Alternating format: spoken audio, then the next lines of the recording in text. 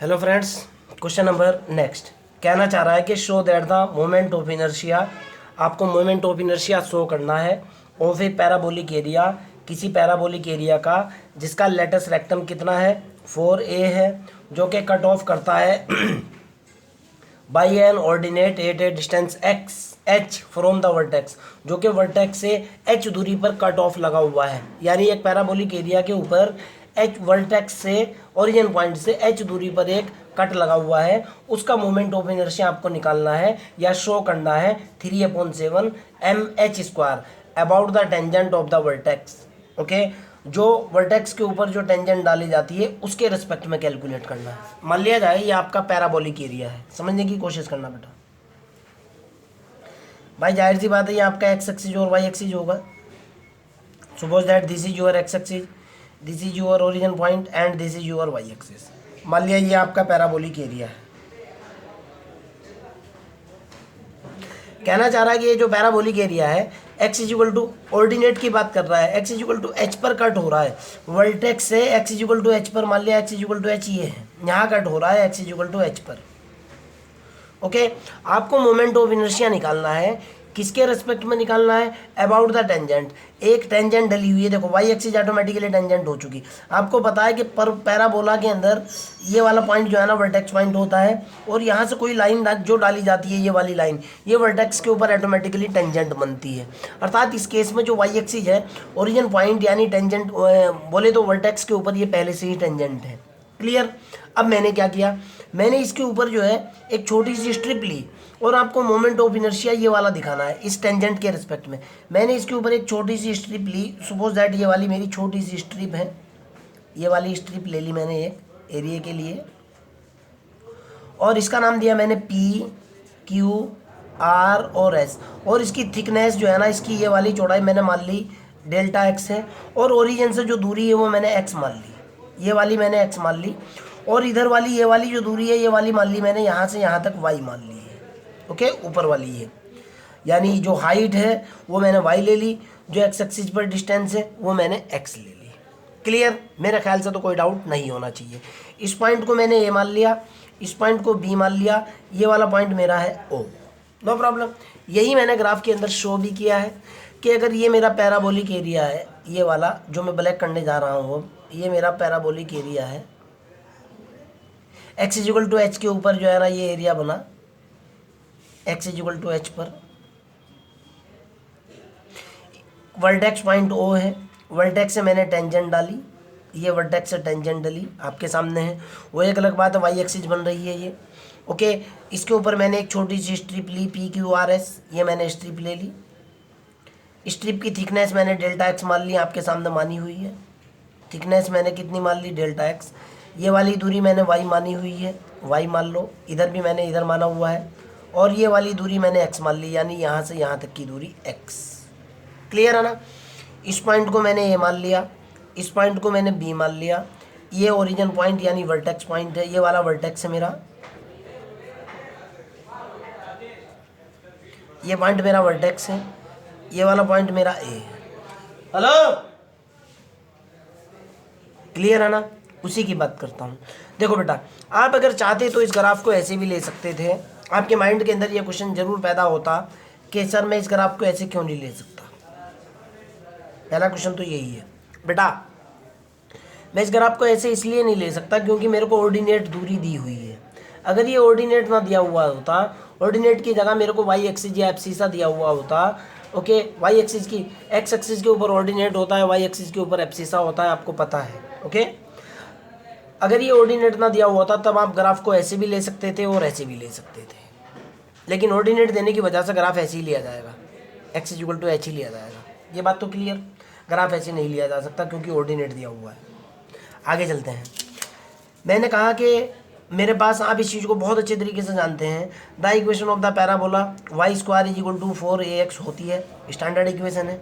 मैंने इसके अंदर से कट ऑफ किया, मैंने ओ ए बी कट ऑफ किया, ओ ए बी एक पैराबोलिक एरिया मैंने कट ऑफ कर लिया।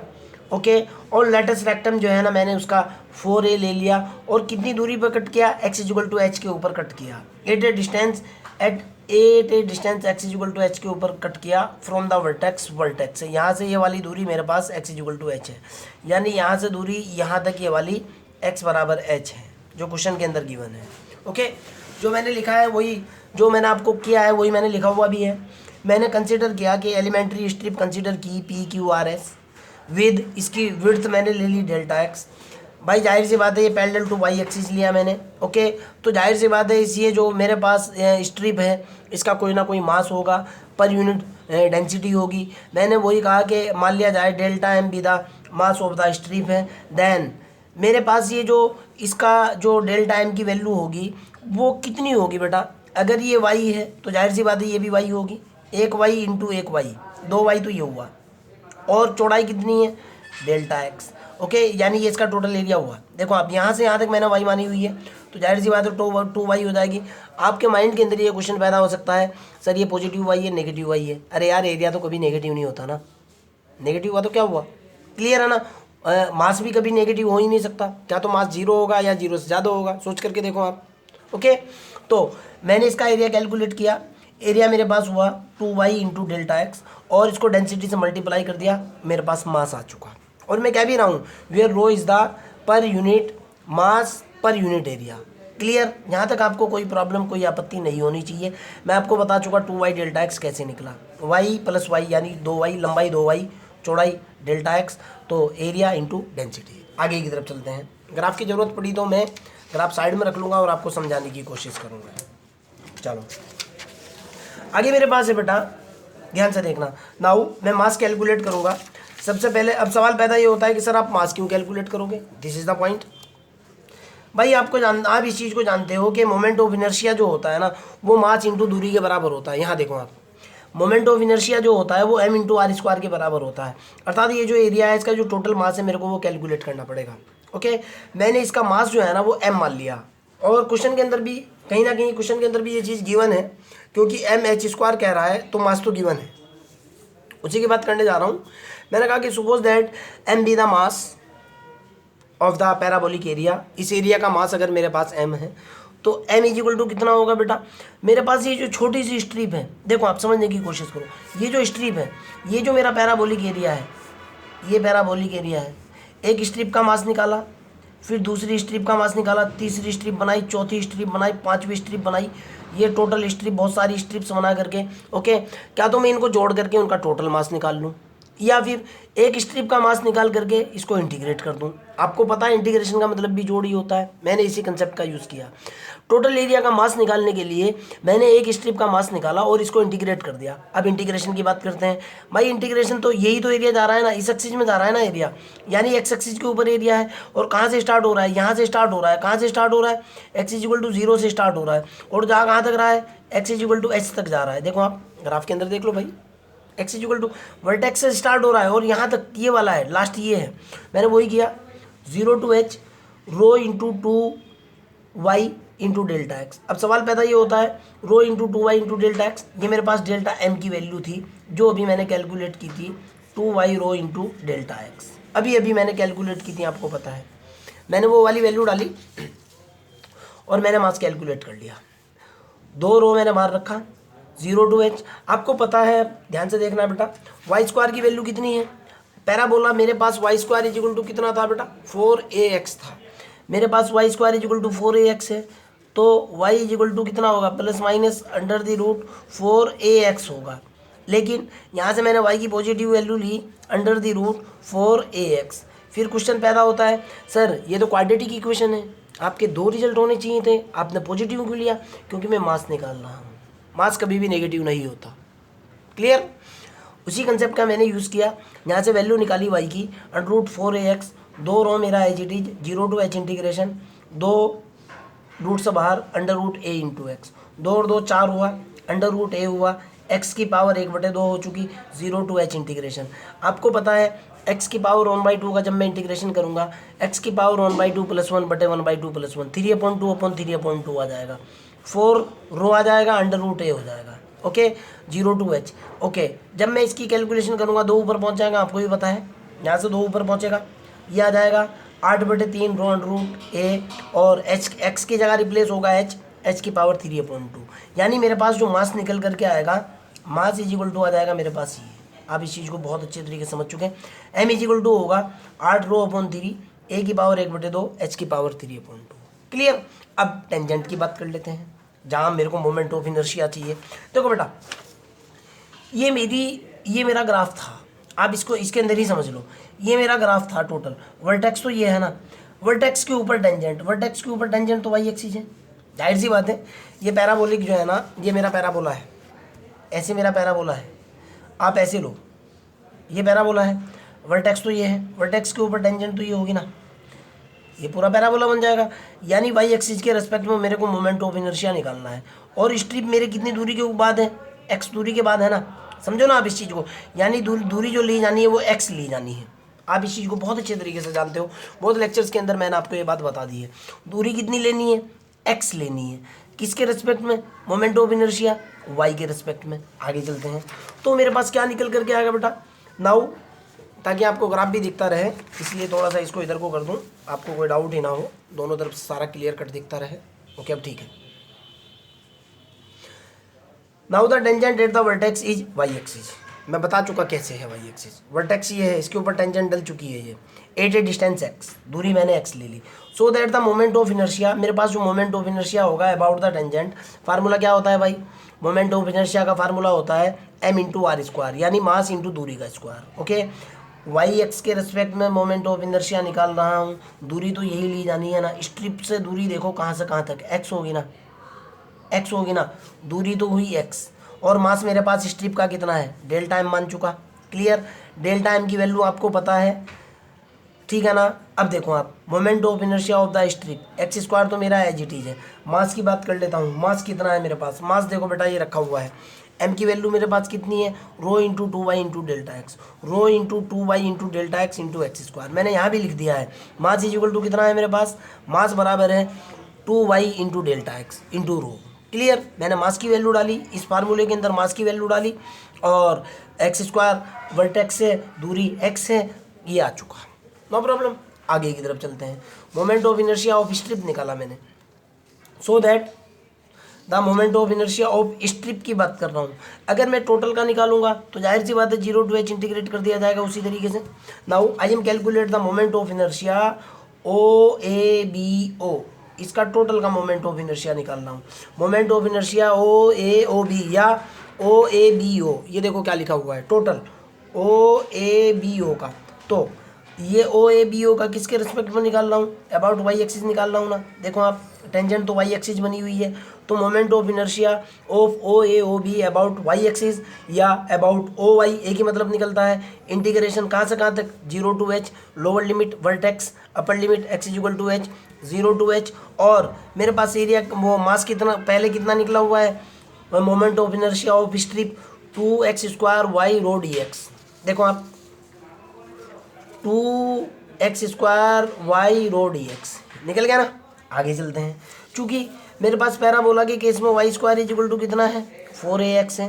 मैंने इसके अंदर से क्या किया, 2 रो बाहर निकाल दिया, एक्स स्क्वायर मेरा है जी टी, वाई की वैल्यू डाली √2ax आपके सामने है, और एक्स स्क्वायर मेरा इंटू डी एक्स। क्लियर, आगे देखते हैं भाई, 2 और 2 4 तो ये हुआ, रो मेरा है जी टी, ए की पावर 1/2, एक्स स्क्वायर एक्स की पावर 1/2। देखो आप, एक्स की पावर 2 गुणा एक्स की पावर 1/2, सेम बेस के ऊपर पावर ऐड होती है, 2 + 1/2 कितना निकला, 5/2 हुआ ना।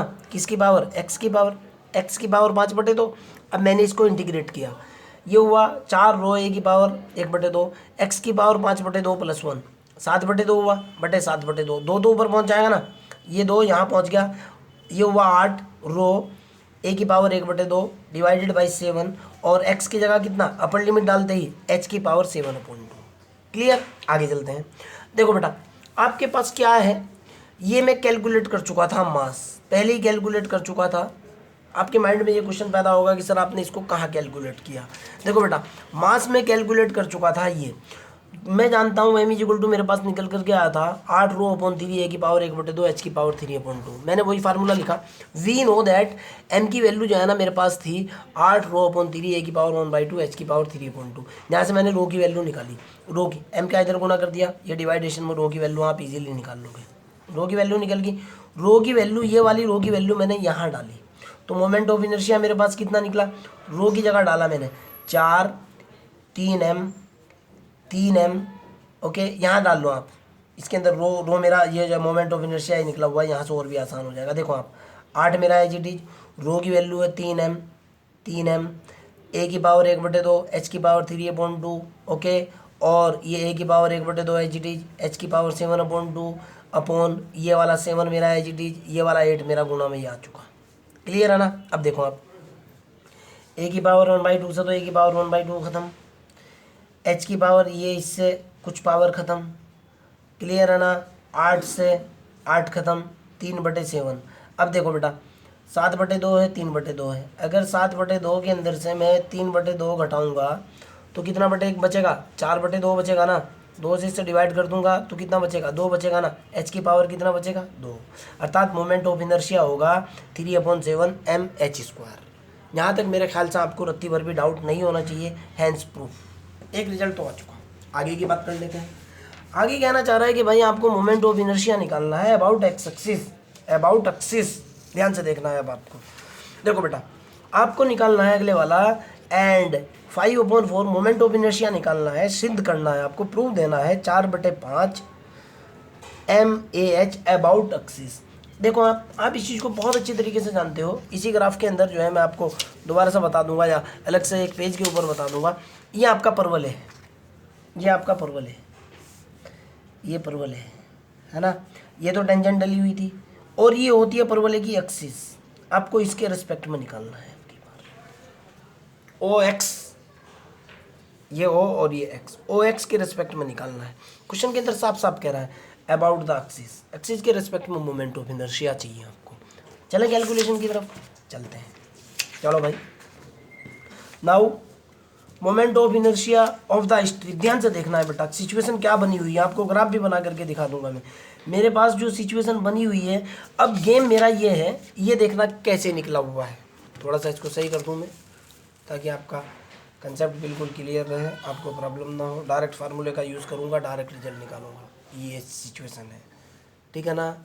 देखो बेटा अब मेरे ख्याल से जो ग्राफ बना हुआ है, अगर आप इस ग्राफ के ऊपर यहाँ नज़र डालो तो मेरा जो ग्राफ की सिचुएशन है वो कुछ इस तरह से है। देखना आप ध्यान से, मेरे ग्राफ की जो सिचुएशन है वो स्ट्रिप तो ऐसे है, स्ट्रिप तो ऐसे है और ऐसे है, ऐसी है ना। ये मेरी स्ट्रिप है और ये मेरा ओ एक्स है, जिसके रिस्पेक्ट में मोमेंट ऑफ इनर्शिया निकालना है। मैंने डायरेक्ट यहाँ लिखा हुआ है 1/3 y square into delta m. सवाल पैदा होता है आपने ये कैसे लिख दिया। ध्यान से देखना है बेटा, मैं ना आपको लास्ट लेक्चर के अंदर एक बात बताई थी कि जब आपके पास एक लाइन होती है, मिड पॉइंट से पास होती है, परपेंडिकुलर टू द रोड होती है। ओके, ये देखो आप, moment of inertia mid point से पास होती है, परपेंडिकुलर टू द रोड होती है। ये मेरी रोड थी और लाइन ऐसे थी, फार्मूला था 1/3 ma²। ए जो है दूरी थी, आपके सामने है 1/3 ma²। तो अब की बार भी तो यही केस बना हुआ है भाई, ये मेरी रोड है और ये मेरी एक्सिस है, तो यहाँ भी कंसेप्ट वही होना चाहिए। इसका मास कितना है, डेल्टा एम। दूरी कितनी ले रखी है मैंने, आपके सामने है वाई स्क्वायर दूरी, और फार्मूले के तहत 1/3, जैसे यहाँ 1/3 था। अब ये पूरे का पूरा आर्टिकल थोड़ी ना सॉल्व करके दिखाऊंगा मैं आपको, डायरेक्ट यूज़ कर लूँगा। ये मेरी इस तरह से रोड है और ये परपेंडिकुलर है। ये देखो आप, ये आपकी दोनों एक दूसरे के परपेंडिकुलर है, दोनों एक दूसरे के परपेंडिकुलर है। यहाँ भी तो दोनों एक दूसरे के परपेंडिकुलर हैं। यहाँ से देखो ना आप, ये रोड है, ये परपेंडिकुलर है। Formula direct 1/3 ma²। मैंने डायरेक्ट इस फार्मूले का यूज़ किया। ये दूरी मेरी वाई है, आपको दिख रही है, देखो वाई रखी हुई है सीधी सीधी, वाई डिस्टेंस है, 1/3 वाई स्क्वायर डेल्टा है। Clear, no problem. किसके रिस्पेक्ट में है, about O x, about O x, x axis के रिस्पेक्ट में निकाल रहा हूँ। आगे चलते हैं, मेरे ख्याल से समझ में आ चुकी होगी बात। अब मेरे को चाहिए मोमेंट ऑफ इनर्शिया, चाहिए मेरे को moment of inertia about O x निकाला, 1/3 वाई स्क्वायर, डेल्टा एम की वैल्यू आपको पता है 2y rho into delta x, अभी निकाल रखी थी मैंने ये वैल्यू डाली 2y rho into delta x. एक y, ये y की पावर 3 हुआ, ये 2/3 हुआ y³ इंटू डेल्टा एक्स। अच्छा एक बात बताओ, जब मैं टोटल मोमेंट ऑफ इनर्शिया निकालूंगा तो जाहिर सी बात है moment of inertia about x axis of जो भी मेरे पास है जो पैराबोला है, जब उसका टोटल मोमेंट ऑफ इनर्शिया निकालूंगा तो मेरे को उसी तरीके से इंटीग्रेट करना होगा। मैंने उसी तरीके से इंटीग्रेट किया जैसे पहले इंटीग्रेशन कर रहा था 0 to h, यहाँ से चला ना, यहाँ तक जाना है ना 0 to h, उसी तरीके से मैंने 0 to h इंटीग्रेशन किया। यहाँ से यहाँ तक के लिए 0 to h मैंने इंटीग्रेट किया 2/3 y³ इंटू डेल्टा एक्स। अब आपके पास y² कितना है 4ax है, यहाँ से y की वैल्यू निकाली 4ax⁴ हो जाएगा। y³ चाहिए तो जाहिर सी बात है 4ax⁴ होगा। ये बताने वाली बात नहीं है, बीएससी के स्टूडेंट हो आप, लेकिन फिर भी बता रहा हूँ। y³ की वैल्यू डाल दी मैंने, ये मैंने बाहर निकाल लिया 0 to h 4ax⁴ जब मैं इसको इंटीग्रेट करूँगा देखना आप 4⁵ का मतलब 16, 8 आएगा। 4⁵ 4√4 8/3 रो a⁵3/2। और जब मैं x⁵3/2 को इंटीग्रेशन करूँगा कितना निकलेगा, x⁵5/2 ही तो निकलेगा, वही निकल गया। और ये 2/5 उल्टा हो जाएगा, बटे में है, ये बटे में होता है ना, ये बटे में जाने की वजह से 2/5 h⁵5/2। क्लियर, आगे चलते हैं। इस मोमेंट ऑफ इनर्शिया को 16 को लिखा मैंने 4 × 2 × 4, भाई ये 2 तो मेरा एज रखा है। 16 को लिखा 4 × 4, नीचे निकला 3 × 5, रो मेरा एज a⁵3/2 को लिख सकता हूँ a⁵1/2 इंटू a, h⁵5/2 को लिख सकता हूँ h⁵3/2 इंटू h। बात तो एक ही है। अब सवाल पैदा होता है क्यों, मास बनाने के लिए, m की फॉर्म में लाने के लिए। आगे चलता हूँ तो मेरे पास ये निकल कर के आया बेटा। अब यहाँ से देखना आप, इसको मैं क्या लिख सकता हूँ, ये मेरे पास है 4 × 2, ये 4/5 तो मैंने एक साथ लिख लिया 4/5, 2 दूनी 4 दूनी 8/3 मैंने ये लिखा। और उसके साथ साथ मैंने रो a⁵, यहाँ रो भी है बेटा, रो a⁵1/2 h⁵3/2 और a इंटू h। ये टोटल वैल्यू मेरे पास किसकी थी, कैपिटल M की वैल्यू थी, मास की वैल्यू थी। तुम कहो तो मैं आपको दिखा भी दूँ, ये अभी मैंने कैलकुलेट किया था मास। ये देखो बेटा, थोड़ी देर पहले मैं इसको कैलकुलेट कर रहा था 8 ρ/3 a⁵1/2 h⁵3/2 और मैंने इधर लिखा हुआ भी है this is the value of the mass, rho भी है यहाँ पे। ओके, ये मेरा पास निकल गया। इसकी जगह मैंने m की वैल्यू डाली, ये हुआ 4/5 mAh। प्रूफ कितना करना था आपको, प्रूफ करना था 4/5 mAh। क्लियर आ चुका, 4/5 mAh, हैंस प्रूफ। फिर भी अगर आपका कोई डाउट है, कोई प्रॉब्लम है, कोई क्रॉस क्वेश्चन है, इनबॉक्स के अंदर क्वेश्चन को डालिए, आई विल हेल्प यू। और हाँ एक बात और भी बेटा, मेरे चैनल के ऊपर बहुत सारे बच्चे मेरे को बोलते रहते हैं कि सर फ्री करो फ्री करो। भाई देखो, तुम आना है आ जाओ, नहीं आते ना आओ, कोई फ़र्क नहीं पड़ने वाला, लेकिन मैं फ्री नहीं दूंगा। सीधी सी बात है, मैं फ्री ऑफ कॉस्ट नहीं दूंगा तो नहीं दूंगा। तुम्हें सब्सक्राइब करना है कर लो, नहीं करना चाहते हो ना करो, कुछ और करना है कर लो, चले जाओ यार, किसी और से देख लो, ट्यूशन कर लो, ये कर लो वो कर लो, लेकिन भाई पेन कॉपी डेटा के पैसे तो मेरे को चाहिए और मैं लूँगा ही लूँगा। सीधी सी बात, आपको अच्छा लगे तब भी, अगर बुरा लगा तो सॉरी।